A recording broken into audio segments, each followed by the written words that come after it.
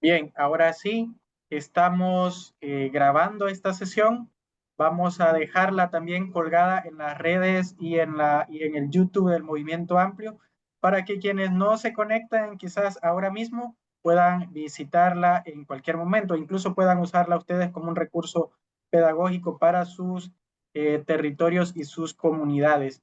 Nada más decirles, compañeros y compañeras, que en esta sesión vamos a tener 40 minutos de ponencia y el resto de la sesión va a ser para que podamos eh, dialogar, debatir, compartir ideas y sobre todo para que podamos tener un acercamiento desde la experiencia que estamos viviendo todos y todas en el continente sobre lo que Ollantay nos va a compartir. Al final de la sesión vamos a compartirles a ustedes el, les vamos a compartir el formulario de asistencia para que puedan registrar esta sesión. Seguimos diciéndole a todos y todas que es importante que al momento de hacer su registro, usted pueda hacerlo a partir de un correo que esté utilizando de manera regular, permanente, para que cuando enviemos la información por el correo, esta no nos rebote, como decimos popularmente, ¿verdad? Entonces, voy a presentar ahora mismo eh, hacer la presentación de los objetivos de nuestra sesión de hoy. ¿Me, me confirma AXA si se puede ver? Sí, se mira bien, Santos. Listo, compañeros y compañeras. La sesión de hoy, el módulo 1, es la ficción del Estado en Centroamérica. Y en este módulo vamos a analizar de manera crítica, pero también constructiva, el proceso de cómo se gestó el Estado-Nación en Centroamérica. Vamos a querer romper el mito de la independencia que hasta la actualidad se ha configurado desde las lógicas del colonialismo. El Estado se ha configurado desde las lógicas del colonialismo, del autoritarismo y finalmente en el siglo XXI desde el neoliberalismo, que es el modelo que prima y que nos tiene en estos estados fallidos en que estamos ahora mismo viviendo. En esta sesión en particular, el compañero Ollantay nos va a hablar de cómo esa república que se configuró hace 200 años se configuró no para la liberación de los pueblos, sino para continuar la dominación. Y a partir de ahí es que Ollantay nos hacía sentipensar cómo nació el Estado-Nación en Centroamérica. Quienes lograron leer este documento seguramente ya tienen más afinadas las ideas que podamos ir compartiendo.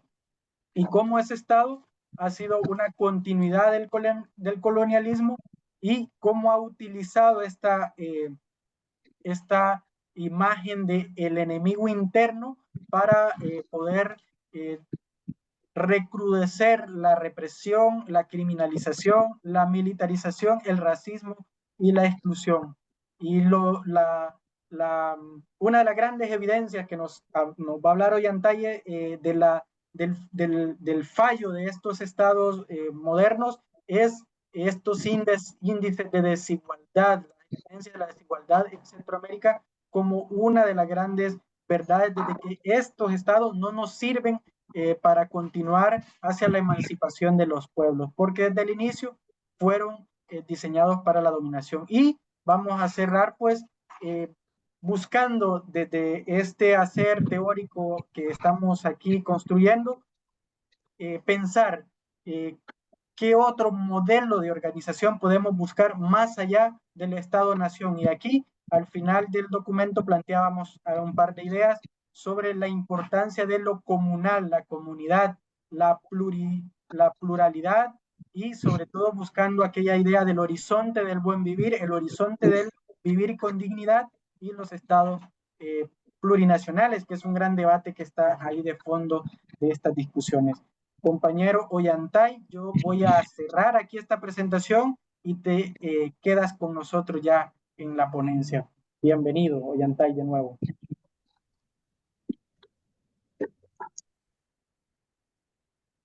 Hola, ¿qué tal, compañeras y compañeras? Nuevamente, gracias por permitirnos entre todas y todos, hoy viernes, pudiendo estar en otra actividad, digamos, mucho más amigable con lo que el ecosistema digital nos impone por ser viernes, poder conversar sobre esta temática, como es el tema de la ficción del Estado-Nación en Centroamérica. Y claro, uno se pregunta, ¿por qué 200 años después tenemos que hablar de esta temática? ¿Acaso no todo estaba establecido, las certezas sobre el Estado-nación? Y lo cierto es que los que venimos de las disciplinas, digamos, en nuestra formación académica, que por cierto soy campesino, pero yo vengo también cuando estaba en la etapa académica, yo soy formado en el área del derecho y derecho constitucional en específico.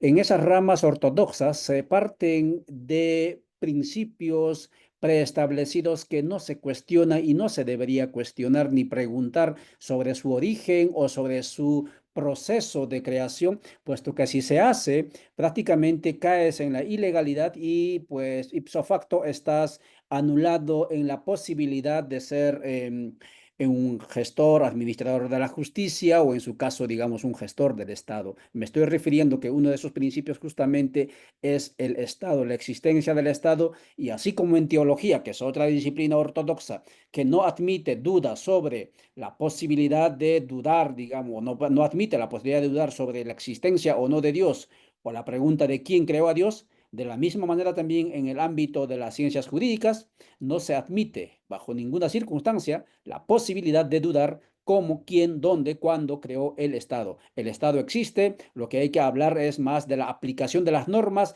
que puedan nacer, surgir de ese Estado para que todos estemos medianamente, digamos, organizados y cumpliendo como se debe las normas establecidas por el Estado.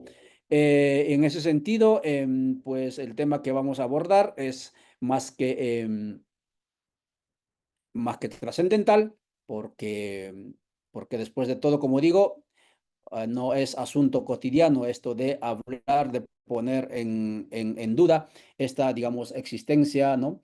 Preestablecida, preexistente, digamos, incluso a nosotros por parte de que, cómo es el Estado, ¿no? ¿Qué tenemos que entender por Estado? Bueno, yo creo que aquí deben haber bastantes juristas, ¿no?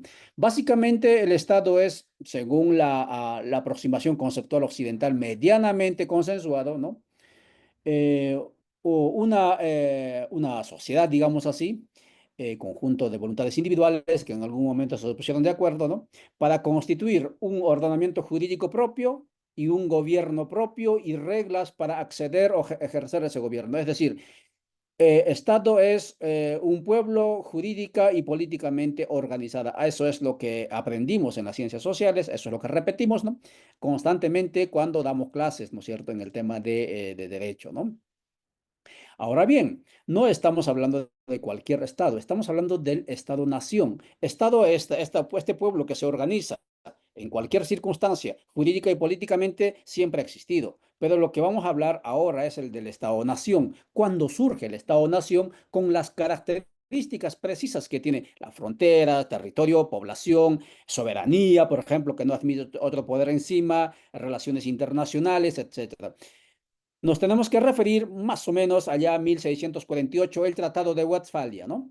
Allí, después de que los protestantes y católicos estaban en guerra en Alemania por 30 años, ¿no? Y los españoles y Países Bajos estaban en guerra por 80 años, allí se firma ese Tratado de Westfalia y se establece que todos los estados, ¿no?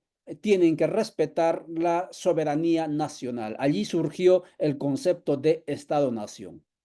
Es decir, ningún gobernante, príncipe o rey puede incursionar, interferir en la decisión de los gobiernos, de los estados, en este caso, que estaban conformándose en ese momento, ¿no? Y así fue como nació la idea del Estado-nación, ¿no? Y ahora usted se pregunta, ¿pero acaso antes no había ya soberanía en cada territorio? Por supuesto que sí, pero aquí estaba el elemento de nación como cuestión de construcción de identidad, es decir, una sola identidad, un solo poder. ¿Qué significa eso? Que todos los estados tenían que tener una sola identidad, una sola espiritualidad, una sola norma, y en ese sentido eso también se retrotrae, digamos, hasta más o menos, digamos así, 1520 más o menos es la reforma protestante, 1550-55, los reformadores y contrarreformadores en guerra se ponen de acuerdo, ¿no? Y allí se plantea el principio de cuius regio eius religio, es decir, a cada reino o a cada rey le corresponde la misma religión. Si el rey o el príncipe es católico, el pueblo que gobierna este príncipe tiene que ser católico. Si el príncipe que gobierna es evangélico o protestante, el pueblo tiene que ser protestante. No hay debate, no hay duda. El que lo haga lo contrario, anatema así será muerto, será castigado, ¿no? Entonces, esos dos elementos, el principio de la identidad unitaria, única, y el principio del ejercicio del poder sin que ningún poder externo interfiera, estarían, digamos, en los elementos constitutivos del Estado-Nación que estarían surgiendo en esa época, ¿no? Han pasado ya varios años y claro, en 1800, 1648 ya llegamos a 820, 21, 22, aunque en 1804 primero, ¿no es cierto?, grita libertad el mundo negro del mundo Haití, ¿no? Pero en 1820 en adelante los procesos de emancipación que se llaman, ¿no? Y entonces cuando intentan construir, montar los estados, digamos así, soberanos, entre comillas, la salida de la corona, de la administración de la corona europea o española de estas tierras, lo que se va a hacer es, sin mayor esfuerzo intelectual, los liberales, y no sé, también seguramente pongámoslo ahí, a los conservadores, las dos corrientes ideológicas que estaban disputándose en ese momento en estas tierras que se llama Centroamérica o Centro de Villela, lo que van a hacer es una copia, ¿sí?, de ese planteamiento teórico a estas tierras, ¿no? Y entonces, bajo las mismas jurisdicciones territoriales establecidas por la administración europea española, ¿no?, lo que era virreinato, un estado, lo que era capitanía, otro estado, y así sucesivamente, van a montar lo que se llaman las repúblicas o los estados-naciones. Y en ese sentido, entonces, ya nació chueco, digamos, ese modelo de Estado llamado nación en estas tierras como Centroamérica, porque se estaba intentando implementar una copia, que por cierto, tampoco en Europa funcionaba, una copia teórica, ¿no? Implementarlo aquí, ¿no? Montar un poder, una soberanía, ¿no? Con una identidad, etcétera. Y allí había ya una falsación también, porque después de la Revolución Francesa, uno de los elementos constitutivos de la cosa pública o de la república era justamente el principio de la igualdad. Entonces, cuando los franceses en su revolución estaban planteando el proyecto de república, ¿no?, como un estilo, digamos, de vida en esos estados-naciones, lo que estaban diciendo era que previa a montar la república, todos nos reconocemos como iguales. Principio número uno, ¿sí? Y en consecuencia, ¿no?, como ya hemos quitado al rey, etcétera, del poder, esta república y este estado-nación nos tiene que garantizar derechos y oportunidades para todos por igual y también las obligaciones. Bajo esa premisa, entonces, se montan, ¿no es cierto?, montan los liberales, ¿no?, en la tendencia, digamos, en estos países de Centroamérica o de Centro de Villela, la propuesta de el proyecto de la República, Estado-Nación República. Ahora bien, no tenía asidero a esta realidad, esa idea montada, digamos, a finales del siglo XVII, ¿no?, y a mediados del siglo XVII, allá en Europa, ¿no?, por algunos machos, digamos, porque después de todo, los intelectuales que estaban planteando eso eran, digamos, de la élite, ¿no? No tenía ninguna correlación, ningún asidero en nuestras realidades, porque nuestra realidad era completamente diferente. Por un lado, territorial o geográficamente, nosotros no habíamos determinado por voluntad ni por imposición, digamos, medianamente participativa o consensuada, no sé si se puede hablar así, pero después de todo, imponiendo la voluntad de mayoría sobre las minorías, la determinación de las fronteras. Las fronteras territoriales en las que vivimos actualmente, en buena medida, ya habían sido establecidos por la colonia española, ¿no? En este caso, por la administración de la colonia europea, ¿no? En cuanto al principio de la igualdad, también era falso, porque en estas tierras, si ustedes recuerdan, ¿no?, vean ustedes las actas, las famosas actas de la independencia o las primeras constituciones de la República de esa época, ¿no? Que la mayoría tenemos más o menos como 9, tiene más o menos estas repúblicas, ¿no? Estos estados como 9 a 10 constituciones políticas. En las primeras constituciones, ustedes se van a dar cuenta que habían ciertos principios o elementos básicos para ser reconocidos como ciudadanos plenos. Uno, ser macho y blanco, libre, tener dinero, saber leer y escribir, ¿no? Y si uno contabiliza cuánto por ciento de la población reunía estos requisitos, a lo mucho llegarían al 3 al 5%. En consecuencia, entonces, esas repúblicas o esos estados, digamos, naciones, ¿no? Que quizás ni siquiera entendían lo que estaban copiando, ¿no es cierto? En ese tiempo, los que estaban montando esas actas de independencia, estaban hechas por esa minoría, ¿no? Y sobre las espaldas o sobre el destino, digamos, adverso, ¿no? A futuro de las grandes mayorías, del 95% de la población, ¿no? Entonces yo creo que constitutivamente en su sociogénesis, ¿no? El proyecto de Estado-Nación, no solamente porque fue copia, sino porque no correspondía a nuestra realidad, nació, digamos, fallido, ¿no? ¿Y por qué podemos también sostener eso desde la perspectiva de la construcción de la identidad? ¿No? Porque claro, 200 años después uno dice, habríamos o habremos construido algo de lo que es la identidad nacional. Y uno se pregunta, a ver, vayamos a ver a la República, ¿no? A la cosa pública de Honduras, ¿no? ¿Quién es el ciudadano en Honduras? No sé, si la gente de las zonas marginales, ¿no? Empobrecidas, sin ninguna oportunidad, ¿no? O quizás el pueblo Lenca, ¿cuál es, quién el que figura o el que expresa,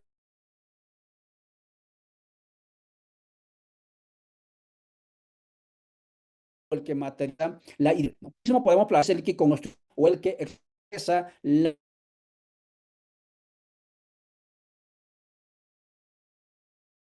cultura nacional. Una sola identidad, y en consecuencia el Estado construir una sola cultura identitaria. Y no se ha logrado 200 años después. Aquí en Guatemala, por ejemplo, uno de los elementos y al cual Estados Unidos como imperio le tiene miedo justamente son a las luchas territoriales, ¿no? Que están en buena medida ahora arraigados en las identidades, ¿no? De pueblos, defendiendo sus territorios.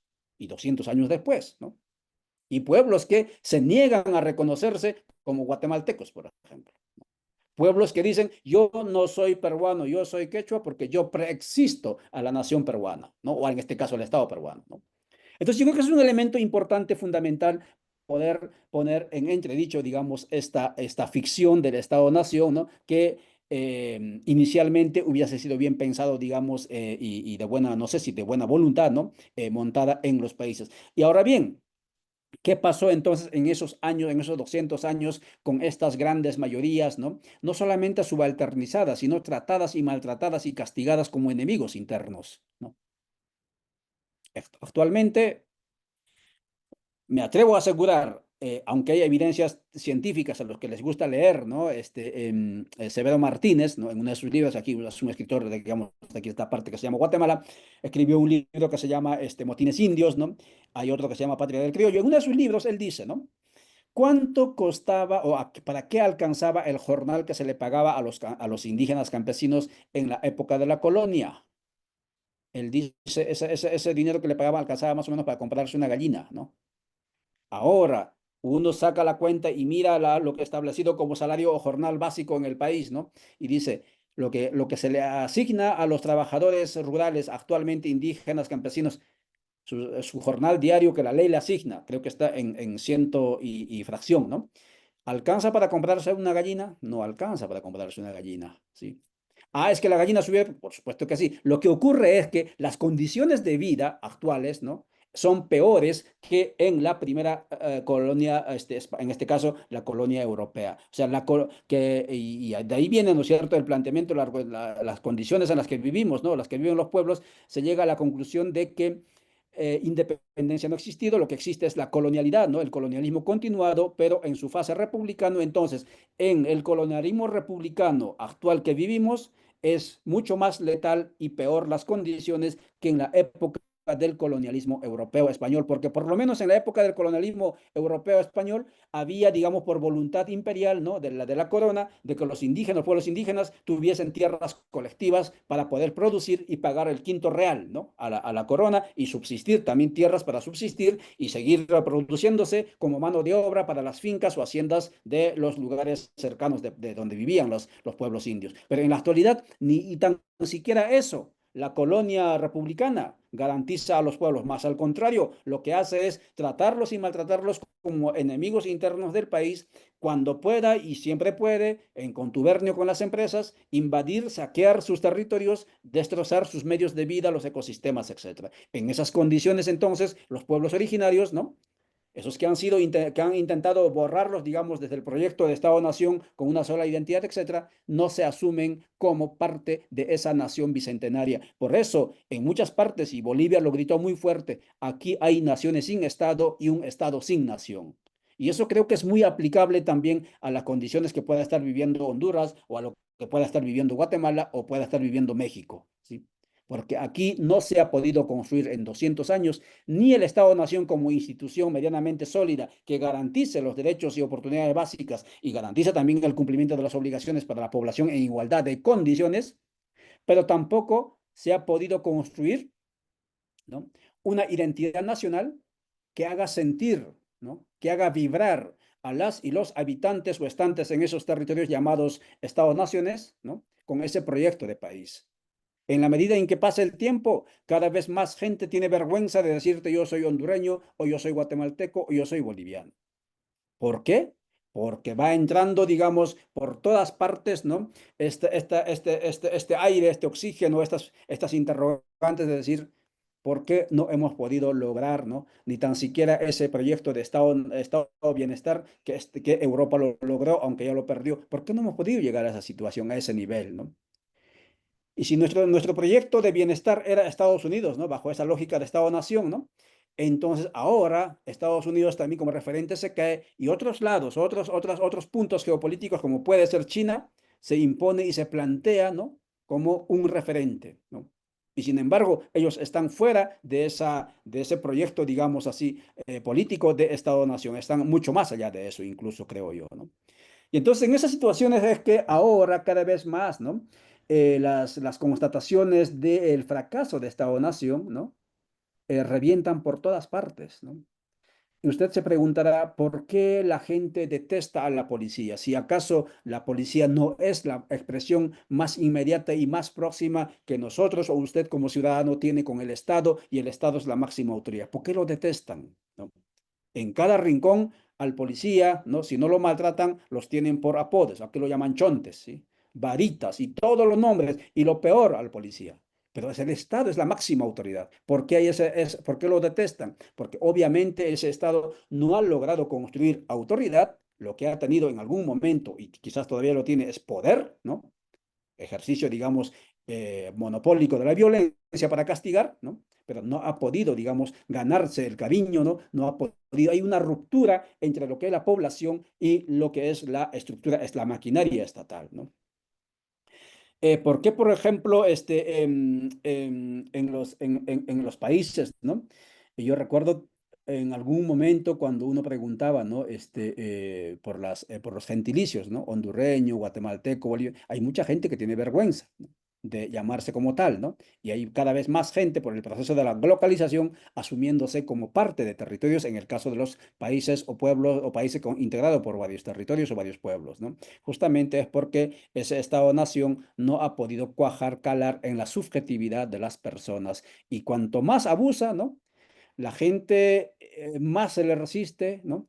Y en la medida en que hay mayor resistencia, se va allí, digamos, cuajando, ¿no? Una suerte de una identidad forzada o en cautiverio, ¿no? Porque después de todo se sienten aislados y acorralados por el poder estatal, ¿no? Colonial, ¿no? Y esa construcción de la identidad local, ¿no? Muchas veces enraizados en identidades de pueblos antiguos, anteriores a la República, pues se va volviendo como una dinamita para que en algún momento el proyecto de Estado-Nación termine colapsando por completo, por más que en este momento exprese poder. porque nadie paga su impuesto, por ejemplo, por convicción, ¿no?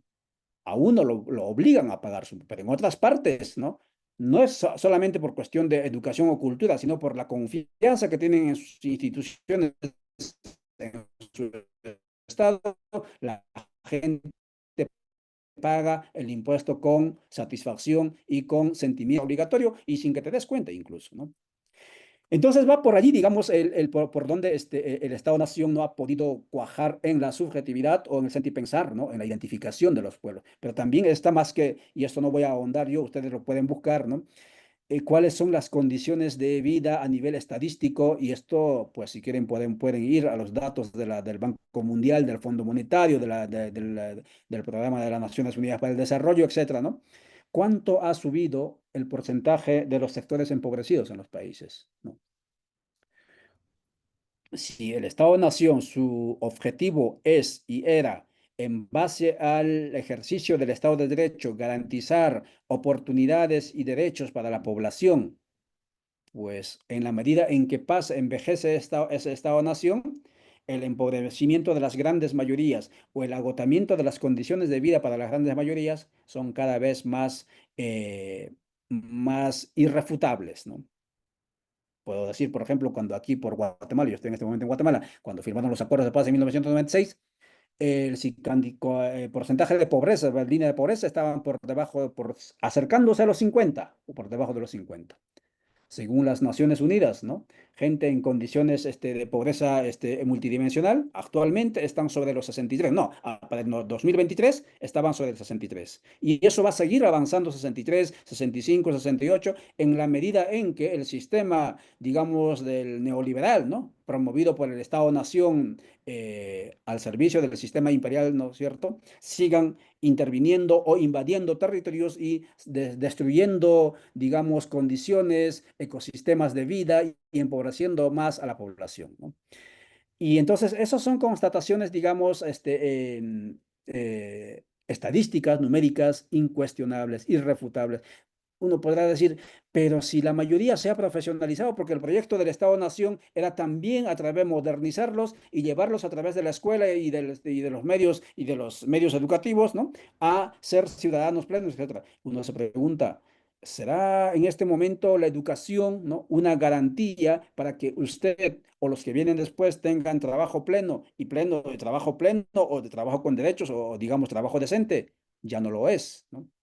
El estado de bienestar europeo seguramente garantizó ello, pero este proyecto de Estado-Nación en el que vivimos nunca lo ha garantizado y no lo va a garantizar. Y ese mito del pleno empleo, gracias a la educación, sea o no promovida por el Estado, simplemente es un mito, es un recuerdo, ya no es más eso, digamos, una garantía, ¿no?, para tener condiciones plenas en el marco de este Estado. Y en estas condiciones, entonces, ¿qué es lo que queda a los pueblos? Y para ir concluyendo, ¿no? Y a los sectores y a todos nosotros, ¿qué nos queda, ¿no? Seguir entrampados en esto de decir que somos una sociedad, ¿no?, mítica, por supuesto, porque ni siquiera somos una sociedad, porque para ser sociedad, en primer lugar, todos, porque eso es el principio de la filosofía, ¿no es cierto?, que estaba detrás, si ustedes revisan a Rousseau, etcétera, ¿no?, esos pensadores europeos, ¿no?, que algún momento ilusionaron mucho a la humanidad, ¿no? El principio básico es que todos tenemos que sentirnos iguales, ¿sí? Y todos iguales, consensuar normas para la convivencia, ¿no?, para garantizar el bienestar para nosotros y para los que vienen después, ¿no? Eso nunca se dio, ¿no? Y por lo tanto, en nuestros países bicentenarios, ¿no?, estados bicentenarios, sus poblaciones, ni siquiera hemos llegado a ser sociedad, ¿no? Porque no nos reconocemos como iguales, uno, y dos, los pactos que se ha podido, digamos, establecer e intentar implementar nunca han sido voluntad de todos y todas, ¿no? Ha sido de una minoría, hablando de las constituciones o hablando de las instituciones o hablando de los proyectos de desarrollo o bienestar que en diferentes momentos han impulsado, muchas veces aceitado por los intereses norteamericanos. En ese sentido, pues no somos ni siquiera una sociedad. Entonces, ¿qué somos?, ¿no? Somos, yo creo, un archipiélago de bolsones territoriales y poblacionales conviviendo, ¿no?, en la medida en que podemos, ¿no? Algunas veces ciñéndonos a las normas establecidas por el Estado, otras veces obedeciendo lo que pueda quedar de las normas ancestrales que todavía puedan estar bajo las brasas de del colonialismo de 5 siglos, ¿no? Presentes en la vida cotidiana. Eso es lo que nos garantiza. ¿Por qué en las comunidades, por ejemplo, durante la pandemia, las comunidades más aborígenes, ¿no? Más aislados, pudieron sobrevivir? Yo también, como parte de la comunidad campesina, pude sobrevivir sin vacuna, mientras en las ciudades la gente murió por miedo, ¿no? Porque estuvimos en buena medida bajo el alimento, o digamos, acuerpados, ¿no? Con el colchón del cuidado comunal, ¿no? Y eso no quiere decir que en las comunidades indígenas o campesinas exista ese hábitus y en las zonas urbanas no existe ese hábitus. Lo que pasa es que ese hábitus del cuidado, ¿no? Ha sido aniquilado casi por completo por el individualismo moderno, ¿no? El individuo como tal, ¿no? La premiación del individuo, y en las comunidades, como no se ha llegado a ese nivel, entonces todavía estaba presente, ¿no? Entonces yo creo que en estas condiciones donde no hay sociedad, ¿no? No hay Estado, digamos, digamos, como garante de derechos y de oportunidades para todos por igual, lo que hay es un Estado policía, ¿no? Que cobra impuestos, ¿no? Que pone obligaciones, más nunca garantiza derechos extra para las grandes mayorías, pero también decimos que no hay sociedad tampoco. En estas condiciones, entonces, ¿qué nos queda, no? El suicidio, la anomia, no. Lo que nos queda es seguir pensándonos políticamente como sectores subalternizados o colonizados. Pero yo creo que ese es un punto fundamental, ¿no? Si nosotros seguimos creyendo, los que podamos llamarnos, entre comillas, latinoamericanos, porque yo no soy latinoamericano, ni soy latino, ¿no? Ni soy, digamos, de la finca de Américo Vespucio, ¿no? De Americus, ¿no? ¿Sí? América quiere decir tierra de Americus, ¿no? Por aquel que en 1499, ¿no es cierto?, dio la vuelta ya por abajo de Chile, ¿no? Y dijo, aquí está el mar, ¿no es cierto?, el Pacífico y toda esa cuestión. Y entonces ahí viene, este fue el que descubrió América, entonces se va a llamar América esto. O sea, en este territorio que se ha mal llamado a América Latina, ¿no? Yo creo que tenemos que pensarnos que no estamos condenados a desaparecer, ¿no? Solo porque hayamos llegado 200 años después de República a la condición a la que hemos llegado, ¿no? Sin Estado, sin nación, sin república, ¿no? Obviamente, esos clichés han sido utilizados por las élites para enriquecer para sus bienes, ¿no? Sus privilegios, para garantizar sus privilegios, etcétera. Pero yo creo que ha llegado el momento en que comencemos a pensarnos, ¿no? Como poblaciones colonizadas, ¿no? La colonialidad no ha terminado. Aquí en el caso de Centroamérica, ustedes vayan a leer el Acta de la Independencia, eso que firmaron allá el 15 de septiembre de 1825, ¿sí? Allí, en el primer artículo, no creo que es en el tercer párrafo, en la última parte dice, hacemos esta declaración, esta firma de la independencia, escuche bien, para que el pueblo no lo haga en su momento, ¿sí? Ustedes revisen el Acta de la Independencia, encuentren esa frase, ¿sí? Hasta en eso, ¿no? No tuvieron cuidado, lo confesaron su culpa, ¿sí? Ellos estaban, digamos, escapándose o intentando evitar que los impuestos que se cobraba aquí llegue a Europa y quedarse con esos impuestos. Desde entonces, constitutivamente ya era corrupto ese Estado que estaban haciendo, ¿no? No tuvieron cuidado ni tan siquiera en declarar esa intención en el acta, de decir, vamos a firmar la independencia para que nosotros como hijos, ¿no?, legítimos de aquellos que están en España, administremos estos países como fincas, como haciendas, ¿no? Porque si no lo hacemos, el pueblo que está debajo en estos territorios lo va a declarar y van a ser, ¿no es cierto?, triste para nosotros porque no vamos a tener ese privilegio, ¿no? Entonces, esa independencia que tanto se confiesa, se cacarea, se dice que no es independencia, ¿no? Sino al día siguiente, el 16 de septiembre, ¿no es cierto?, de 1825, los Xinkas, los garífunas, los lencas, ¿no? Todos los pueblos de lo que llamamos centro de Villa Yala seguían en igual o peor condición de esclavitud, de sometimiento, porque durante la independencia, por ejemplo, o después de la independencia, tanto liberales como los conservadores reactivaron incluso leyes, ¿no?, de despojo, leyes de castigo, leyes de explotación, como el reglamento del jornalero, etcétera, etcétera, ¿no?, contra los pueblos, porque de algún lugar tenían que sacar dinero, tenían que sacar fondos, ¿no? Y con algo tenían que construir las obras, digamos, del Estado, ¿no? Y eso, ¿quiénes eran? ¿De dónde? ¿quiénes eran ellos? Eran los pueblos, ¿no? Y entonces, en esas condiciones de colonialismo continuado después de la independencia, ahora pues se siguen materializando y se siguen evidenciando. Y en la medida en que nosotros los de Abya no asumamos de que nosotros no tenemos república, nosotros no tenemos Estado, nosotros tenemos un proceso de construcción de nacionalidades diferentes, en esa misma medida yo creo que es posible el proceso de la descolonización. ¿Y qué es la descolonización? La descolonización es, por un lado, emanciparnos de la administración colonial estatal, ¿no? Y por de ahí viene la propuesta de la plurinacionalidad, ¿no? Un Estado con identidades diversas, pero con autonomías territoriales, ¿no? Que no esté saqueando, que no esté, digamos, sustrayendo todo. Todo eso se ha maltratado, digamos, maltratado, no.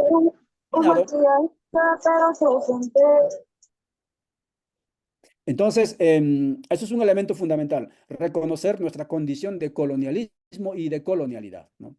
¿Y la colonialidad qué es? Si el colonialismo es la cuestión administrativa histórica que no se ha terminado para nosotros, sino que continuó después de 1825, la colonialidad son los diferentes mecanismos de dominación subjetiva que nos asiste o que nos configura como sujetos individuales y colectivos, ¿no? El sistema del colonialismo republicano bajo el modelo del nacionalismo metodológico, es decir, la nacionalidad como un método para pensarnos, etcétera, nos hizo creer que en primer lugar somos bolivianos, somos peruanos, somos ecuatorianos, somos argentinos, cuando en el fondo no existe ninguna diferenciación en esas naciones, ¿sí? Supuestas naciones. Lo único que existe son quizás administraciones, ¿no? Estatales, un tanto, digamos, diferenciados por su principio de soberanía, ¿no? Pero que los pueblos seamos diferentes allí no lo somos, ¿no? Por lo menos, por ejemplo, en el caso de los mayas, de los que se llaman mayas, ¿no? ¿Sí? Están divididos en el caso están en Guatemala, están en México, están en Honduras, están en Belice, ¿no? Y entonces, ¿con qué derecho estos pueblos han sido divididos? Por ejemplo, el caso de los chortís, ¿no? Dividido entre Honduras y Guatemala, ¿no? Y entonces, todas esas cuestiones yo creo que tienen que ser subsanadas, ¿no? Saneadas con un proceso de emancipación que nosotros tenemos que emprenderlo a través del proyecto. Ahora se llama Estado o Proyecto Político Plurinacional. Se podría llamar de otra manera, pero que en buena medida termine superando esa apuesta enfermiza de construir una sola identidad, ¿no? De intentar hacer repúblicas para el privilegio de unos cuantos, ¿no? Y como obligaciones para las grandes mayorías. Y eso se va a ir terminando en la medida en que nosotros asumamos que no somos ni peruanos, no somos ni hondureños, no somos ni guatemaltecos, ¿no? Porque esas identidades simplemente han sido construidos, más que construidos, impuestos, ¿no? En territorios configurados administrativamente por la colonia española y administrados por la colonia republicana, ¿no? Pero sin ninguna consideración de la continuidad cultural que cohabita en este continente que se llama Abya. En Abya somos alrededor de 800 pueblos, estoy hablando como quechua, ¿sí? Podemos abrirlo esto a otra categoría como puede ser lo social, ¿no? Y entonces ya estaríamos hablando de algo más interno, pero podríamos hablar de muchas identidades aquí. ¿Eso nos va a dividir? Por supuesto que no nos va a dividir, ¿no? Es simplemente buscar nuestra plenitud e intentar sanear esa esquizofrenia cultural, identitaria, incluso política, que nos habita y que no nos deja despegar ni como personas ni como proyectos de país, si acaso nos adscribimos a algún proyecto político de país. Que en este momento, según lo que yo veo, no existe ningún proyecto político de país que involucre o que aglutine, digamos, por lo menos a la gran mayoría. Siempre ha sido el interés de un minúsculo grupo, ¿no? Reformándose ya sea por la revolución liberal, ya sea por la revolución, digamos, de las izquierdas, ¿no? Pero siempre en aras de mantener los privilegios para una élite o una nueva élite, ¿no? Y ese tipo de proyecto, ese proyecto político no tiene asidero a largo plazo. Siempre nos va a llevar al fracaso, como nos ha llevado al fracaso 200 años después estos proyectos de Estado-nación mal copiados en estas tierras que se llama Abya. Esos chicos, muchas gracias. A ver, no sé si hay más, si hay comentarios, aquí lo voy dejando, pues. Sí. Ollantay, te ayudo con un par de preguntas que nos están haciendo desde el chat de la reunión aquí en Zoom. Y primero tenemos, pues, 4 preguntas. Y la primera es, ¿qué implica concretamente o cuál es el alcance del concepto Estado o Estado-nación? ¿Te las digo todas y las respondes o vamos una por una? Si gusta, te voy respondiendo una por una. Ok, bueno, te repito la pregunta. ¿Qué implica concretamente o cuál es el alcance del concepto nación o Estado-nación? Te muteaste, ¿Me escuchaste? te muteaste. ¿Ahora me escuchas? Ahora sí. Sí, te decía, ¿qué implica concretamente o cuál es el alcance del concepto nación o Estado-nación? Nación es un concepto, es una categoría política, ¿no? Es decir, de la ciencia política. Quiere decir, ¿no? Una comunidad que comparte una historia, origen histórico, puede ser consanguíneo, ¿no? De sangre, idioma, cultura, espiritualidad, etcétera, pero escuche bien, que comparte el proyecto político de emancipación. Esa es una nación. ¿Sí? Una cultura, si acaso podemos poner también el pueblo, no necesariamente tiene esa aspiración a la autodeterminación, al proyecto político. Nación, eso quiere decir, proyecto, comunidad política. ¿Sí? ¿Ya? ¿Cuál es el alcance del Estado-nación? Pues como les decía, ¿no? En aquella época, cuando estaban montando esa idea, decían, ya que nos hemos peleado 30, 80 años, ¿no? Ahora que vamos a ponernos de acuerdo a través de este pacto de Westfalia, vamos a determinar cuántos kilómetros le corresponde a cada príncipe. Allí vamos a establecer nuestra soberanía. No tienes que meterte tú en en mi territorio, ni yo tengo que meterte en tu territorio, y yo voy a construir mi identidad, etcétera, ¿no? Entonces, eso en buena medida fue una ilusión. Teóricamente, pues el alcance sería, digamos, el proyecto de Estado-Nación tiene que alcanzar a ese territorio, a esa población, ¿no? Pero en los hechos eso nunca se va a poder dar porque en ningún territorio existía una sola identidad. Ni siquiera los franceses, los galos, por ejemplo.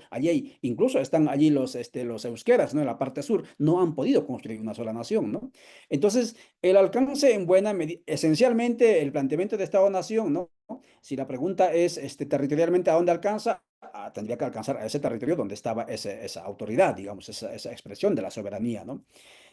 Políticamente tendría que ser, digamos, en la comunidad internacional respetando las soberanías, etcétera, ¿no? Pero en los hechos eso difícilmente se ha dado o nunca se va a dar porque, por un lado, el imperialismo continuó, por otro lado, las élites jamás han podido construir, digamos, una soberanía, ¿no?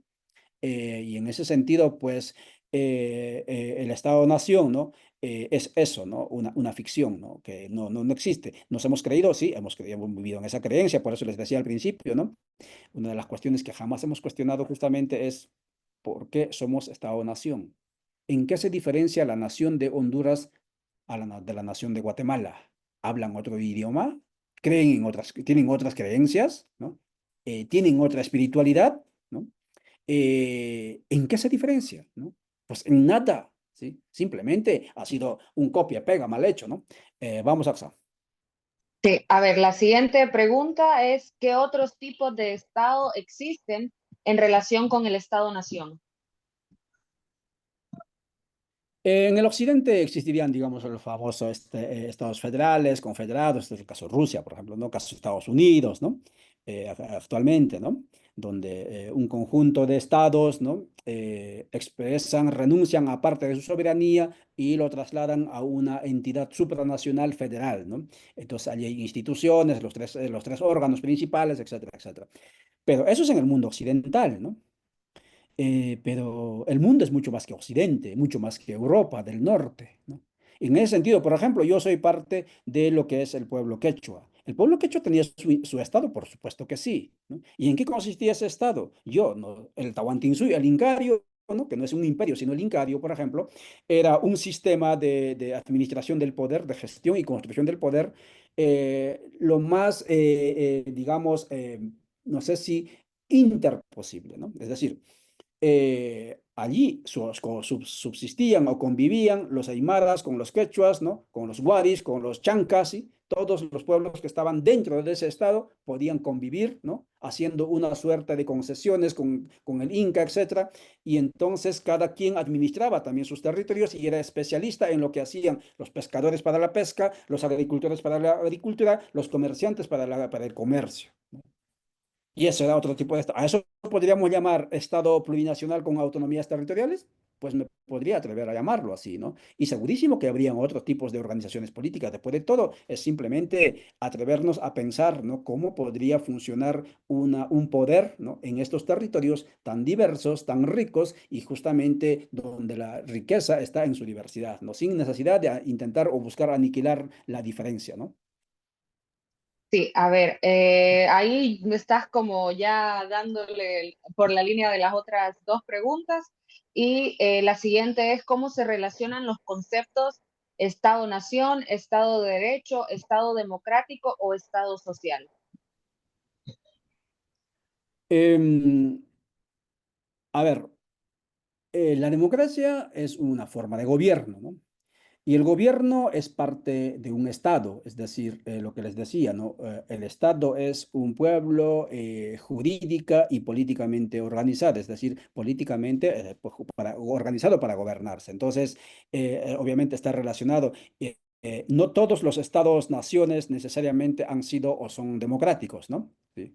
Se sueña, se añora la modernidad, añoró a que sean democracias representativas, etcétera, la determinación política en esos estados, pero muchos de ellos han sido dictatoriales y pueden ser dictatoriales. No, no necesariamente lo democrático es sinónimo de el estado de Estado-nación, pero sí la democracia, sea cualquier tipo de las democracias, siempre va a ser un elemento constitutivo de un Estado de Derecho. ¿Y qué es el Estado de Derecho? El cumplimiento de las normas establecidas de todos o para todos por igual, ¿no?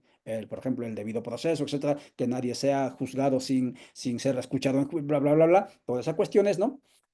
Implica la práctica de la democracia, no solamente como una cuestión, digamos, netamente electoral cada 4 años, sino democracia como un estilo de vida, donde todos nos reconozcamos como iguales, ¿no? Y en consecuencia, pues, las oportunidades y los derechos también sean una exigencia para todos, ¿no? Y el Estado social en buena medida vino con el constitucionalismo social de inicios del siglo pasado, ¿no? Se intentó materializar, digamos, en lo que fueron los estados de bienestar, etcétera. No es más que el mayor, digamos, mayor priorización por parte del Estado para atender las necesidades sociales, ¿no? Por ejemplo, el Estado neoliberal no es Estado social, ¿no? El Estado neoliberal lo que hace es el interés privado o el sector privado que resuelva por ejemplo, incluso los derechos básicos, ¿no? Lo cual nunca ocurre, ¿no? Pero un Estado social, ¿no? Es aquel que garantiza o que promueve, por ejemplo, la inversión social, ¿no? Que se preocupa por satisfacer los servicios básicos a la población o a la gran mayoría de la población. Eso es un Estado social, ¿no? Sí. Ahora vamos a darle participación, luego de seguir leyendo las preguntas que ya nos están enviando aquí al chat, pero queremos escuchar las voces de los compañeros y las compañeras que se encuentran conectados para ir interactuando un poco, así que el micrófono está abierto, es ahora cuando le pueden hacer alguna pregunta al compañero Ollantay. Levanten la manito para la pregunta. Quienes quieran preguntar.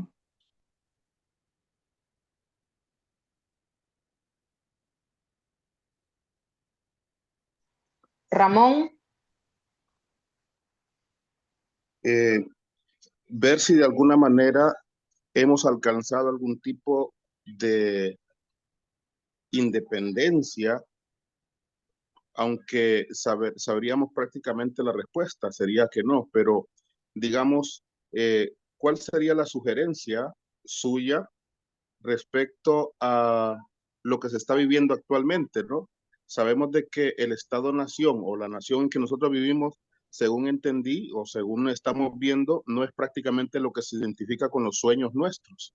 Eh, entonces, ¿cuál sería la sugerencia en el caso suyo para la práctica, en el caso de personas que estamos pensando diferentes o podríamos llamarlo personas despiertas?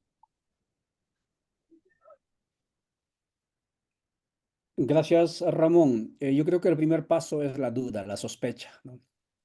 Esta conversada o este abordaje se titula La ficción, ¿verdad? Y decíamos al principio de que no solamente los que vienen del área jurídico, sino también de todas las otras ramas, digamos, de las universidades modernas, hemos crecido bajo premisas incuestionables, ¿no? De creencias, ¿no? Y entonces, así como crecimos creyendo que éramos personas, ¿no? Pues llevo pasaporte peruano, cantando el himno nacional, ¿no? Hasta que tuve que 40, 50 años y ahí voy despertando, ¿no? Y entonces nunca es tarde para despertar. Entonces yo creo que el primer desafío es despertar, el da duda, que nos lleve a despertar, ¿no? Pero que sea un despertar no para la frustración o para la indiferencia, ¿no? Sino yo creo que ese despertar, sí, esa conciencia nos tiene que llevar a la aglutinación, a agregación, a la organización.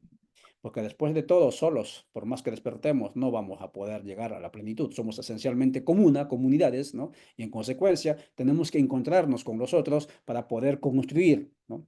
Sumar procesos de proyectos políticos. Porque un segundo paso fundamental, o si acaso no es en simultáneo, luego de la sospecha o el despertar, que también tiene que ser continuado, tiene que ser el tema de la organización sociopolítica, cultural, ¿no? Porque también vino después los proyectos, digamos, en las últimas décadas del culturalismo, etcétera, ¿no? Gente empezó a despertar con el tema de los 500 años y luego, ¿qué pasó? El culturalismo como políticas estatales los absorbió y los estuvo aplaudiendo ahí por el tema del traje, de los idiomas, ¿no? ¿Y a dónde avanzamos? A nada, ¿sí? Porque el culturalismo lo único que hizo fue castrar a todos los conceptos políticos, ¿no? Y plantearlos, digamos, como descafeinados, ¿no? Sí, también tiene la mano levantada Luis Fernando, si no me equivoco.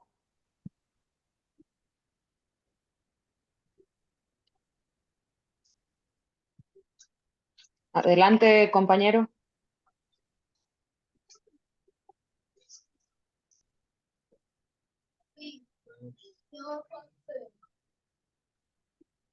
Tiene el micrófono apagado, se está intentando hablar.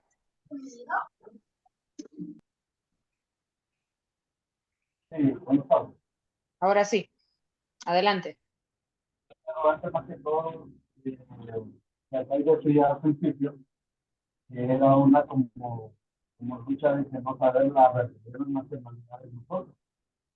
La verdad es lo de nosotros, la verdad es que mi modo de pensar. Mi modo de pensar es de que, así como hubieron reinos en Europa, Asia, África, de colonizaciones y cosas así, nosotros que seguimos siendo una misma nación, toda América, ¿no?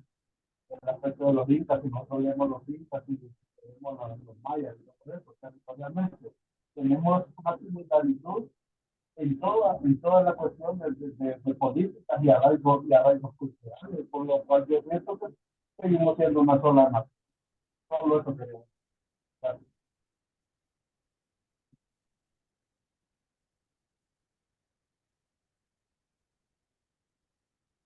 Creo que Luis Fer lo que hizo fue un comentario, y yo estoy de acuerdo con él, que esta también es otra apuesta, ¿no?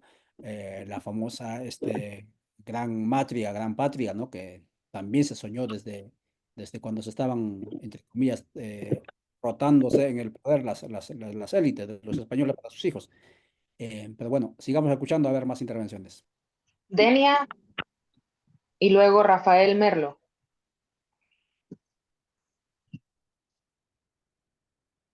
Compañera, si tiene el micrófono apagado, actívelo, ahora sí, adelante. Hola, buenas tardes. ¿Me escuchan? Sí, le escuchamos claro. Ok, yo quiero felicitar al expositor y a quien hace muchos años he seguido sus escritos. Quiero agradecerle como hondureña el apoyo que nos brindó con sus escritos acerca del golpe de Estado del 28 de junio del 2009. Fue un apoyo grandísimo. Yo tengo esos escritos de Ollantay. Así es que para mí hoy es una inmensa alegría tenerlo aquí frente a frente y escuchándolo. Gracias, Ollantay. Esa es una. La otra, quería decirle que esos golpes de Estado han sido en realidad para América Latina en general y para Centroamérica una agresión permanente que no nos ha permitido en realidad mejorar las condiciones de vida, sino que al contrario han sido factores importantes en la degradación como sociedad, que ni siquiera, como nos decía, nos hemos llegado a conformar. Quisiera que se refiriera un poquito a eso y al Estado que expulsa a sus ciudadanos, como es en las condiciones actuales que estamos viviendo, la tristeza de nuestros hermanos que han tomado el camino de irse porque las condiciones de vida en nuestros países los han expulsado. Estados que han sido cooptados por las élites económicas, por las oligarquías. Entonces, sí, en realidad es un problema monstruoso, que yo lo veo así, y que solo con la fuerza, la buena voluntad de la identidad nacional, el amor a una tierra, a una patria, a una familia, creo que nos permitirá seguir luchando, seguir unidos, y quisiera que se refiriera a esto antes de que terminara la sesión de hoy. Muchas gracias.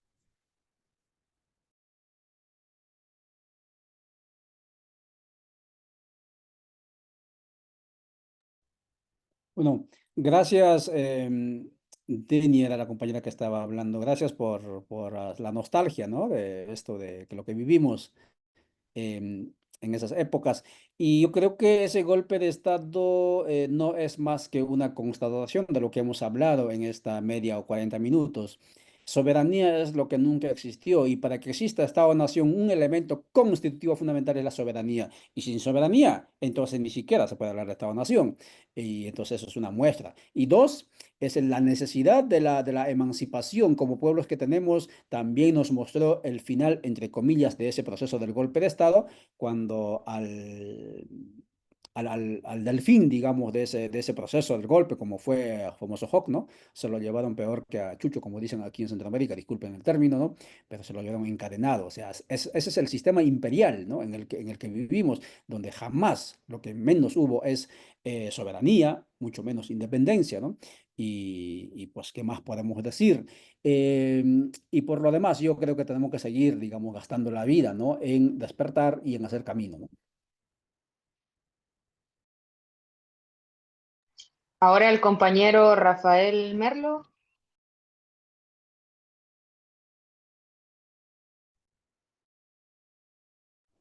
Buenas noches.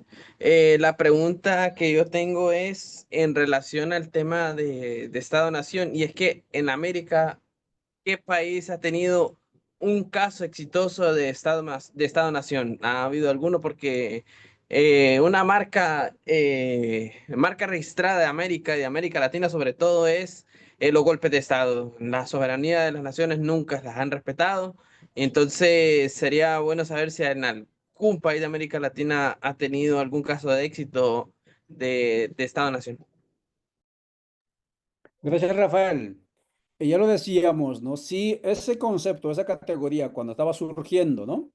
Nació chueco, ¿sí? Porque por la constatación, digamos, de la realidad, lo que la regla es la diversidad, ¿no?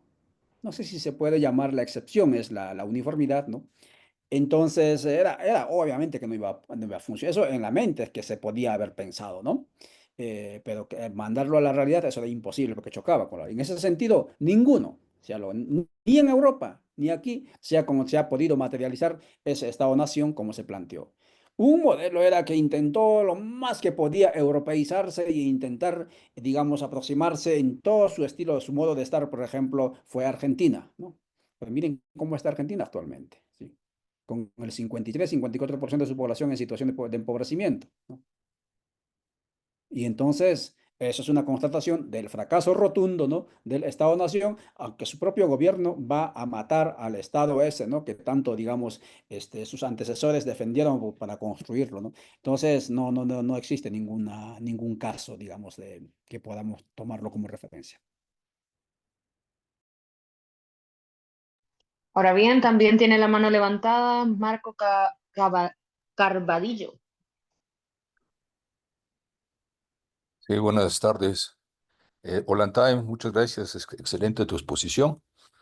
Eh, yo tendría una pregunta aquí, ¿no? Si estábamos hablando del Estado fallido, es decir, el Estado-nación, ¿Qué se proponen los movimientos como Codeca al convertirse en instrumentos políticos? O sea, y ahora el movimiento también amplio para la dignidad y la justicia de Honduras, ¿no? Es seguir por el Estado-Nación, convertir, partir del mismo Estado de Nación o transformar esa visión del Estado-Nación. Importante tu pregunta, Marco. Mucho gusto. Gracias por estar en el espacio de Aviala, pero también en este espacio. Señal de que sí vamos tejiendo también entre todos. En primer lugar, Codeca con su instrumento político no se ha convertido en una organización política. Ha creado un brazo político, ¿sí? Entonces el brazo obedece al cuerpo y esa es la dinámica, ¿no? Ya no es un partido, sino es un brazo que está sujeto al cuerpo, ¿no? Pero es un brazo que crea, ¿no? Que no es que toda la organización se convierta en una organización política, ¿no? Y eso creo que también ocurre en alguna medida con el movimiento amplio por la dignidad y justicia de Honduras y otros también. Dos, a lo que yo entiendo, ¿no? Y puedo hablar yo desde lo que llamamos Guatemala, el caso concreto de Codeca. Codeca no estaba yendo con su instrumento MLP o con la actual, digamos, dignidad a tomar el poder, ¿no? Eso creo que es una categoría de la izquierda, digamos, que tenemos que ponerlo entre paréntesis, digo entre interrogantes. Tomar el poder significa llegar a los espacios de poder político para gestionar y administrar ese poder. Lo que estaba planteándose y lo que se plantea es llegar a los espacios de decisión para construir el Estado plurinacional, ¿no?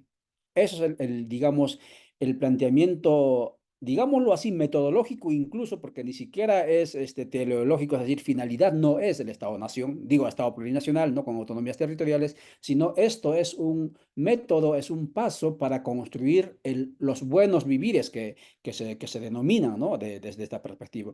Y en ese sentido, entonces, respondiendo a la segunda parte de tu pregunta, el planteamiento, digamos, para superar el Estado-nación, expresión de la modernidad colonial, es la propuesta del Estado plurinacional con autonomías territoriales, ¿no? Pero eso simplemente como un paso para la construcción, digamos, de una nueva, no sé si llamarlo así, civilización o estilo de vida, que podrían ser estilos de vida del buen vivir, ¿no? Y no necesariamente, digamos, la reproducción a través del Estado, ¿no? De la modernidad o de la civilización de muerte como es la modernidad, ¿no? Por ahí podría dejarlo, Marco. Gracias. Vamos a darle lectura ahora a algunas preguntas que estaban pendientes en el chat de esta reunión. Y por ejemplo, Ollantay, nos preguntan ¿cómo comenzamos a romper ese paradigma de Estado-nación? ¿Por dónde comenzaríamos?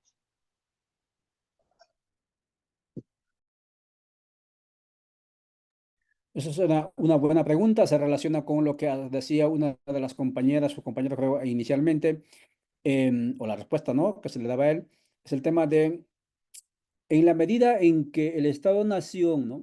Ya sea como método o como referencia, nos siga habitando en nuestra subjetividad, en nuestro sentipensar, no va a ser difícil, ¿no? Liberarnos de ello, ¿no?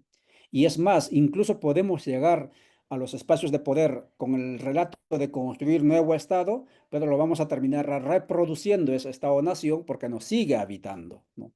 Y entonces yo creo que un paso fundamental es morir a ese Estado-nación dentro de nosotros mismos. ¿Qué significa eso? Atrevernos a decir, yo no soy hondureño, ¿no? Wow, ¿cuesta eso? Sí, por supuesto que cuesta, porque estamos cayendo en la anomia, o estamos condenándonos a la no identidad, ¿sí? Porque el Estado-Nación lo que ha hecho es anular las identidades, ¿no? Y intentar hacernos creer que existe una identidad. Y entonces, y en eso nos hemos, digamos, hemos tirado el ancla y nos hemos asegurado en ello. Y ahora estamos diciendo, vamos a morir a eso, ¿no? Y eso cuesta, pero tenemos que hacerlo, ¿sí? Yo creo que por ahí podríamos empezar un paso fundamental, ¿no? Después de todo, Honduras, Guatemala, Bolivia, Perú simplemente son fincas patronales, ¿no? Que los patrones en su momento establecieron como su hacienda, como su finca, y a los que estuvimos adentro, ¿no es cierto?, nos pusieron ciertos gentilicios, ¿no? Y nosotros peleando entre nosotros, pero el patrón de Honduras con el patrón de Guatemala siguen haciendo negocios, ¿no es cierto?, saqueando, allí no hay ninguna frontera, ¿no?, para saquear, para destruir territorios, ríos, etcétera. Entonces yo creo que por ese lado es una tarea de, digamos, mortal, ¿no? En el sentido de que tenemos que morirnos a nosotros mismos, pero sí es, creo yo, fundamental eso, ¿no? Otra de las preguntas como haciendo una introducción a la pregunta, es en estos pueblos que necesitan ser más despiertos, que todavía creemos en colonizadores y nos cuesta organizarnos para ser pueblos originales, ¿cómo nosotros podemos ser conscientes de ello?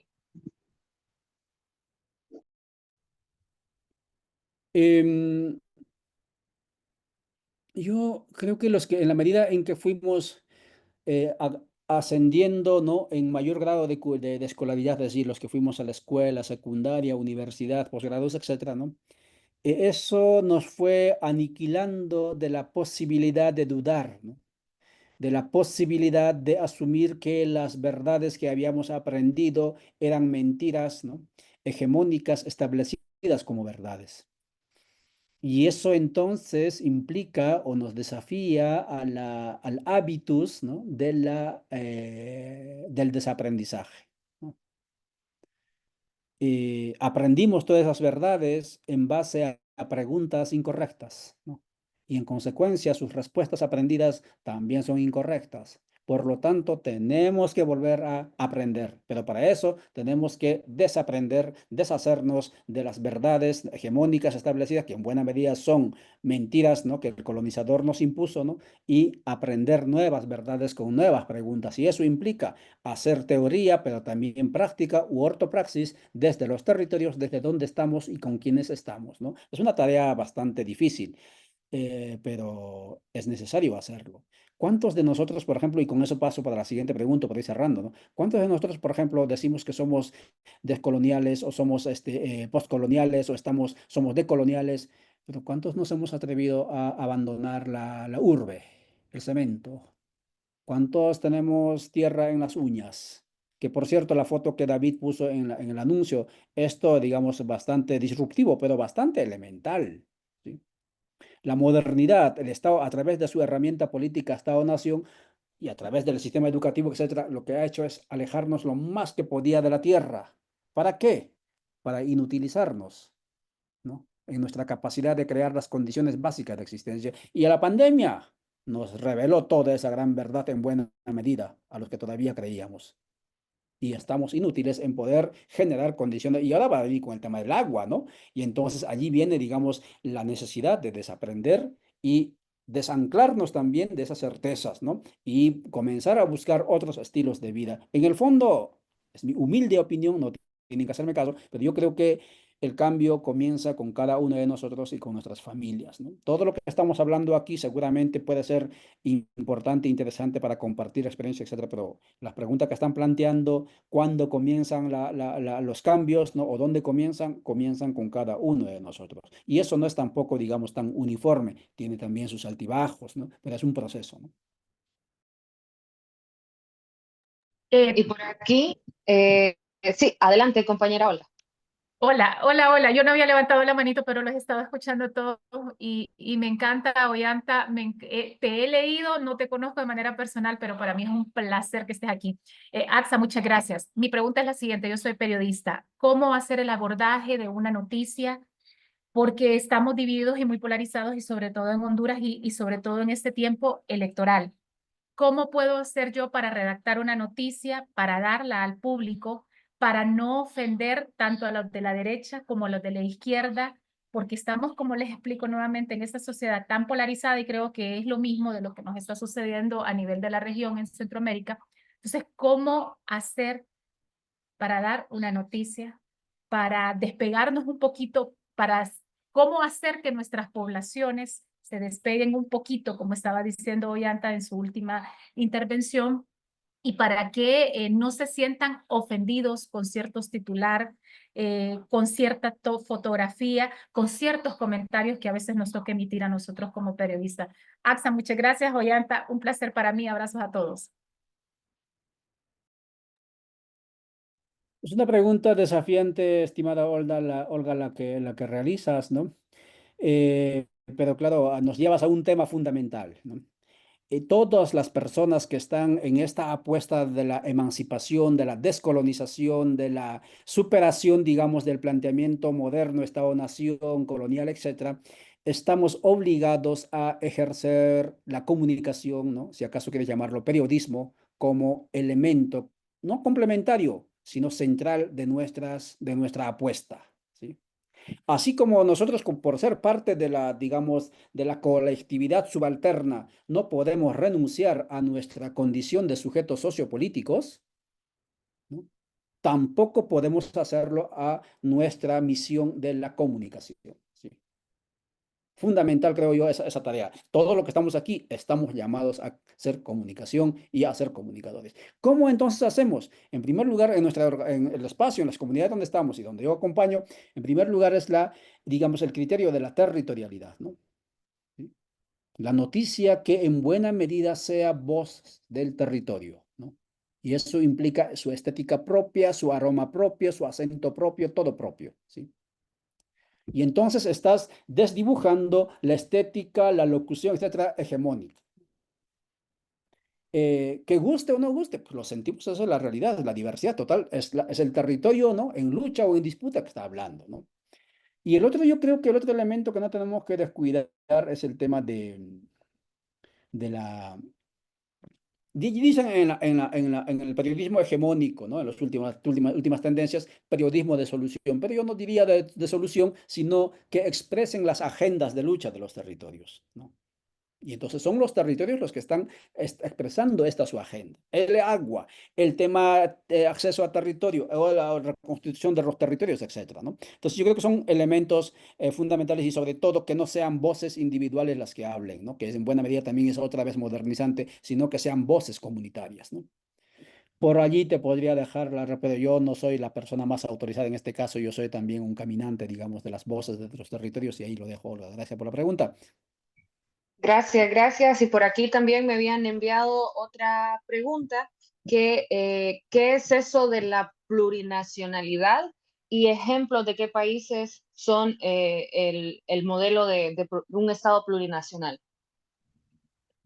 La plurinacionalidad es, digamos, si separamos, ¿no? El concepto, ¿no? Que está compuesta, el término compuesto, varios, ¿no? Nacionalidad, naciones, varias comunidades políticas, ¿no? En contraposición a Estado-nación, una sola identidad, ¿no? Varias nacionalidades, varias identidades, la pluralidad. Eso, la plurinacionalidad en buena medida es comunidades políticas o pueblos o nacionalidades varias poniéndose de acuerdo a nivel jurídico, institucional, proyectos de vida, etcétera, ¿no? Para construir eso, ¿no? Un poder, ¿no? ¿Sí? Y en ese sentido, la plurinacionalidad implica necesariamente autodeterminaciones territoriales, ¿no? Donde estén cohabitando esos pueblos o esas nacionalidades, ¿no? Sin necesidad de imponerse una sola identidad, ¿no? Es una categoría sociopolítica, no es antropológica la plurinacionalidad, ¿no? Porque muchas veces se cree que la plurinacionalidad es el conjunto de culturas que están conviviendo allí, ¿no? De manera armónica, como que estuvieran bebiendo la taza del... No, no, no. La plurinacionalidad en buena medida es político y en buena medida en ese sentido es disputa política, ¿no? Es debate, ¿no? ¿Dónde ocurrió eso, no? La categoría de plurinacionalidad llega a ver, encontramos en 1979, 78 en la Constitución española, ¿no? Antes lo habíamos encontrado, digamos, en las experiencias o en las propuestas de la Constitución, yo le decía, de la Unión Soviética, ¿no? Pero hacia el continente de Villegas llega en la década de los 90 al Ecuador, ¿no? Y allí a la década, finales de los 80, inicios de los 90, allí hay procesos, asambleas constituyentes, etcétera, hasta que se habla de plurinacionalidad en la anterior constitución, incluso de lo que existe actualmente en el Ecuador, ¿no? En la actual constitución se habla de plurinacionalidad, pero el Estado no se declara plurinacional, ¿no? El Estado se declara intercultural, etcétera, pero no se declara plurinacional. La única constitución política que se declara o que declara a su Estado como Estado plurinacional es la Constitución del 2009 de Bolivia, ¿no? Con autonomías territoriales, etcétera. ¿Qué ocurrió en el caso de Bolivia? De los 36 nacionalidades, apenas hasta donde sabemos son 3 las que han logrado el avanzar hacia el establecimiento de estados o de territorios autónomos, ¿no? ¿Sí?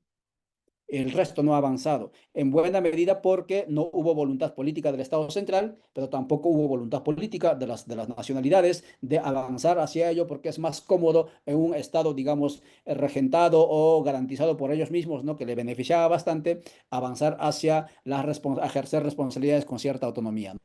Entonces eso es lo que pasó. Chile intentó avanzar también con su constitución fallida, no ha logrado, ¿no? Y actualmente en esa apuesta está, digamos, en el caso de Guatemala, desde las comunidades y pueblos en resistencia, ¿no? Por esa misma vía también avanza Chile, se mantiene con esa propuesta. Ecuador quiere avanzar hacia Estado plurinacional con autodeterminaciones, etcétera. El caso de Conalle, por ejemplo, que está planteando seriamente ello, ¿no? Y así yo creo que diferentes estados van a ir avanzando en ello. Ya para ir cerrando, tenemos 3 manos levantadas, la compañera Lorena, y luego le damos la participación a los otros 2 compañeros que ya tuvieron su primera intervención. Así que, compañera Lorena Chacón, puede habilitar su micrófono. Buenas tardes. Admiro la humildad del expositor. Me parece algo increíble con tanto conocimiento y sabiduría verlo desde esa dimensión de humildad que usted dice en sus palabras. Por lo que vivimos a nivel de Centroamérica y a nivel mundial, creo, con los gobiernos que actualmente nos rigen, y no solo estos gobiernos, sino que gobiernos anteriores que han fracasado en su intento de mostrar una igualdad para los pueblos.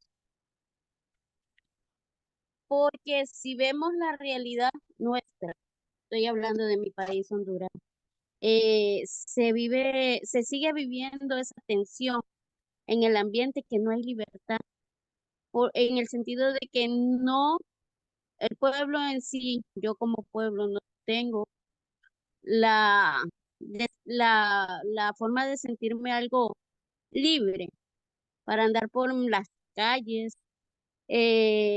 sin no sentirme insegura. No tengo la garantía de un estado libre para poder vivir como sociedad. Entonces yo veo en usted que en su riqueza que emana de su boca, de todo lo que usted conoce, y aún así reconoce que una golondrina no hace verano. Pienso que estos cursos deberían ser más libres para que más personas tengan acceso y crear un ambiente más de sabiduría a lo que realmente se designa por igualdad, porque somos pocos los que tenemos acceso y que llegan estos cursos, estos diplomados a pocas personas. Es mi primera vez en estos movimientos y escucharlo a usted me motiva que podemos hacer de una Honduras mejor, de una Centroamérica mejor y de todo el mundo, pero necesitamos ampliar estas formaciones que llegan a nosotros, estas formaciones que yo tuve hoy la oportunidad de estar aquí participando y veo, porque estuve en el classroom, en el club de tarea, todos los expositores que son excelentes, y estoy motivada porque quiero aprender y cambiar mi mentalidad, que sí podemos tener una Honduras mejor, una Centroamérica más unida, y que podemos llegar a ser algún día una potencia de centroamericanos, no regidos por fronteras, sino por la igualdad de los pueblos, que todo, para mí, el más importante en este campo, usted lo mencionaba, es el agricultor, aquel que lleva el pan a la mesa, aquel que más que un presidente, es aquella persona humilde que se dedica al campo, que es el que sostiene la mesa de todos los pueblos. Y gracias por, por darnos este conocimiento, que como le digo, es mi primera vez en un curso, en un diplomado así. Buenas noches. Gracias, compañera. Muy buena noche. Gracias por su comentario y ya estamos de acuerdo.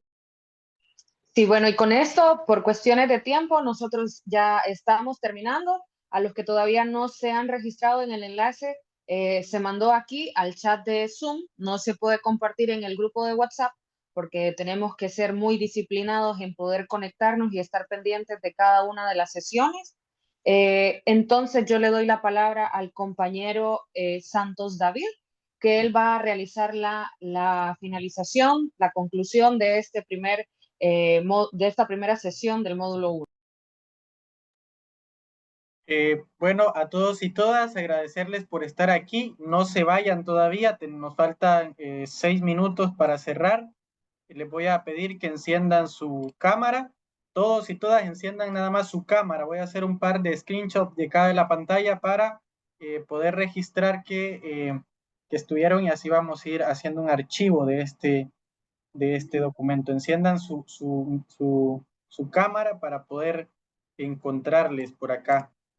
Enciendan su cámara, todos y todas, con esa sonrisa bonita que les caracteriza, de saber que estamos conectando pueblos, territorios, comunidades, y estamos haciendo procesos de lucha y de resistencia hoy a través de todos los medios posibles, ¿verdad? A través de este medio digital que es el Zoom, que nos permite conectar gente de México, de Argentina, de Colombia, de Honduras, de El Salvador, de Guatemala y aquí a lo interno de Honduras también, ¿verdad? Hoy estamos coincidiendo en este proceso de formación que impulsa el Movimiento Amplio por la Dignidad y la Justicia en sus 17 años de lucha, el Bufete Estudios para la Dignidad, Fundambiente y el proyecto sociopolítico de la dignidad que avanza a través de las candidaturas independientes en distintos municipios del país. Entonces, ustedes son un grupo privilegiado, por decirlo así, porque estamos con ustedes construyendo un proceso pedagógico que va desde lo general hacia lo particular, que hoy nos ha hecho Ollantay el contexto de Centroamérica, ¿verdad? Del Estado-Nación de Centroamérica. La próxima sesión vamos a aterrizar a Honduras, en particular, en la República Bananera, y vamos a leer un documento que se llama el Destino Manifiesto, que si lo pueden ir buscando ya en el Google. Si les gustó esta sesión, imagínense la otra, cómo va a estar de bonita. Váyanse preparando, sumérjanse en esta experiencia y así vamos a ir avanzando para cerrar en la tercera sesión con la categoría esta de Estado fallido o Estado secuestrado o narcoestado, como le han llamado en algún momento, para ir desde los 200 años de independencia, donde inició el Estado, hasta la fecha, hasta la actualidad. Entonces, eso es este método inductivo que vamos a tener acá en este proceso de formación para que ustedes vayan junto a nosotros construyendo esa conciencia, esa nueva conciencia que necesitamos para construir el nuevo paradigma de política, el nuevo paradigma de emancipación, el nuevo paradigma de sociedad y de mundo que necesitamos, ese que nos dicen los zapatistas. Queremos un mundo donde quepan muchos mundos. Queremos un Estado donde sea posible que haya muchas identidades, no solo una identidad.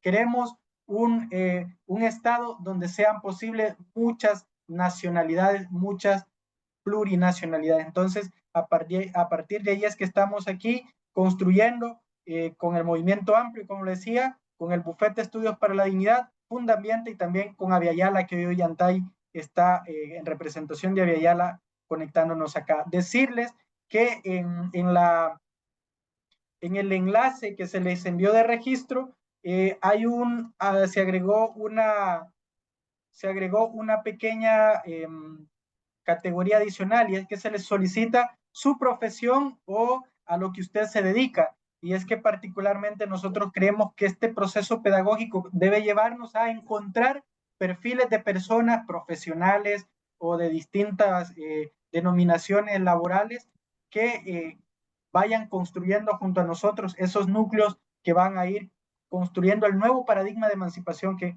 estamos necesitando. Y por eso lo estamos haciendo desde una pedagogía popular, de una pedagogía sencilla, pero que también interpela lo más profundo de la crisis y que está ahí como lo dejó Ollantay plantado, en la forma como se construyó el Estado-Nación en Centroamérica y que por eso es necesario romper en esas estructuras y también romper la estructura personal nuestra, de nuestra psiquis, que se nos inculcó desde ese modelo y que le es funcional al capital, al modelo neoliberal que ahora mismo convierte todo en mercancía y que se lucra de todos esos paradigmas únicos que nos han implantado como países y como naciones únicas. Entonces, desde este proceso, sí, compañera, adelante. Muy buenas tardes, soy Claudia Fortín del movimiento Más Vida. Abrí el enlace ahorita y no puedo, me manda otro acceso, no lo puedo abrir, no sé qué problema hay. ¿Será mi celular? O no sé qué será, pero no lo puedo abrir. Está pidiendo que entre a su cuenta. Tiene que entrar a su cuenta de correo.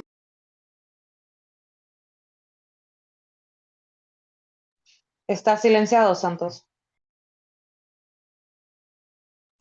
Ya hay 60 personas registradas, entonces posiblemente sea su teléfono que tiene que hacer algún mecanismo ahí para habilitarlo. Lo volvimos a enviar por cualquier cosa. Entonces, compañeros y compañeras, este primer módulo va a estar dedicado a interpelar el Estado-Nación en Centroamérica, para resumir. Y avisarles que a partir de hoy empezamos a enviar pequeños trabajitos, pequeñas tareitas que deben ir haciendo, y vamos a crear un foro de debate en el cual vamos a dejar un par de ideas de las que nos compartió Ollantay, para que ustedes puedan comentar. Quizás quedaron muchas dudas, muchas preguntas, muchas consultas, entonces ahí en ese foro podemos evacuar las preguntas y las consultas. Se las vamos a enviar al grupo de WhatsApp en el transcurso de mañana, para que ustedes puedan ir interactuando ahí, y los miércoles son días para enviar el material y el nuevo perfil de la persona que va a estar con nosotros el siguiente viernes. Entonces, siendo las 18:35, puntualitos, estamos cerrando y enviamos un saludo desde la dignidad para ustedes. Aprendimos una consigna la vez pasada, ¿se acuerdan, verdad? La vamos a hacer ahorita antes de cerrar. No se preocupe si su vecino o vecina que está por ahí la escucha gritar, es parte de la dinámica hoy. Vamos a decir, la vida es lucha.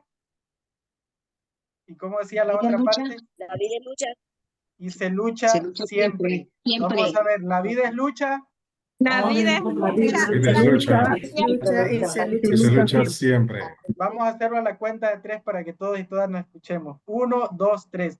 La vida es lucha siempre. Compañeros y compañeras, nos vemos la próxima sesión. Feliz noche, feliz tarde a todos y todas. Gracias, Ollantay, por estar con nosotros por acá. Gracias, compañeros. Excelente jornada. Nos vemos en la próxima con el filósofo Gustavo Zelaya.